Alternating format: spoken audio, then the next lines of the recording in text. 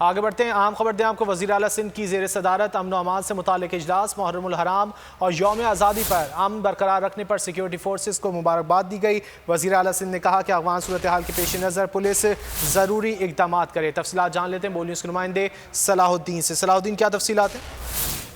جی بالکل، وزیر اعلیٰ سندھ کی صدارت میں جو ہے امن و امان کے حوالے سے اجلاس ہوا ہے جس میں جو گزشتہ 10 روز کے دوران جو امن و امان کا ہے اس کا جائزہ لیا گیا۔ اس دوران وزیر اعلیٰ سندھ نے پولیس اور دیگر قانون نافذ کرنے والے اداروں کو محرم الحرام اور 14 اگست پر امن و امان برقرار رکھنے پر بھی مبارکباد دی ہے۔ تو اس حوالے سے وزیر اعلیٰ سندھ نے کہا کہ جو افغانستان میں جو صورتحال پیدا ہوئی ہے اس حوالے سے پولیس جو ہے وہ صوبے کے اندر ضروری اقدامات کرے۔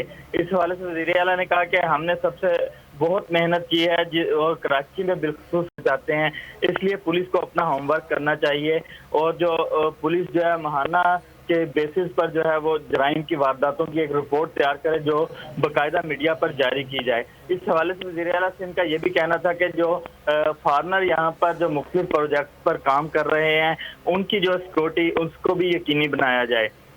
اور وزیر اعلیٰ سندھ نے یہ بھی کہا کہ جو فارمر یہاں پر کام کر رہے ہیں ان کا ڈیٹا بھی جمع کیا جائے تاکہ ان کی جو سیکورٹی ہے اس کو یقینی بنایا جائے۔ تو اس حوالے سے جو وزیر اعلیٰ سندھ مراد علی شاہ کی زیر صدارت امن و امان کی صورتحال سے متعلق اہم اجلاس ہوا۔ صلاح الدین، آپ نے آگاہ کیا، آپ کا شکریہ۔